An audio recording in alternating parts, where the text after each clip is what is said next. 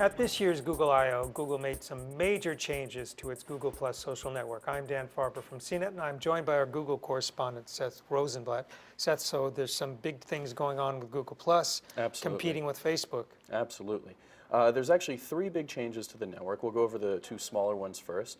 You'll notice that Google has a new layout for Google Plus. It's more of a, it's Pinterest via cards, Google Now's So let's get layout. into that. So Pinterest means lots of pictures with some captions. Image and heavy. cards means lots of data that can be brought out, metadata that can be brought out. So the big change, really, out of all three is what they've done to photos.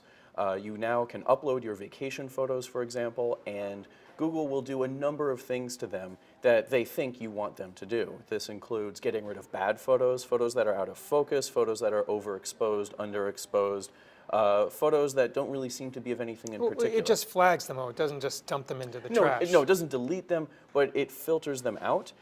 At the same time, it filters in photos that it thinks you care about. For example, if you tag a woman in your photo as your wife with her name, the next time you search for that name, it will find other photos that look like her. It will also flag things like mountains and sunsets and beaches.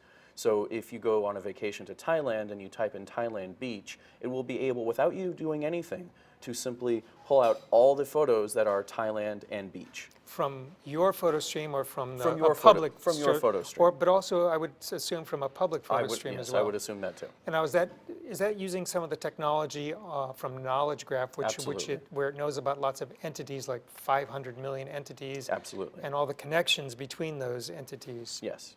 So we are seeing behind the scenes sort of a tightening of the strings of Google's knowledge base. The various things that it's doing are becoming more integrated with each other. This is something that we saw with Google Plus over the past year as Gmail was brought in and Google Drive was brought in. So these things are really becoming components of the same whole as opposed to discrete services. And you get your 15 gigabytes for free. Yes, and they just announced Monday that you now have 15 gigabytes that you can use across Gmail, across Google Drive, across Google Plus for your photos. Now, how do you think this is going to play out? Photos is a huge part of what Facebook does, and Instagram, which is also part of Facebook. So is this Google's attempt to really make its photos much more competitive than what's out there? Oh, without a doubt. One of the interesting things that the new photo features can do is automatically stitch together panoramas. It can tell when photos look like they have a seam between them, and so it can stitch those together. There's also the ability to do automatic GIFing, those short little animated GIFs. This can now do that automatically, which is really quite incredible. Well, thanks for all of that insight. Thank you, Dan. For CNET, I'm Dan Farber. Thanks for watching.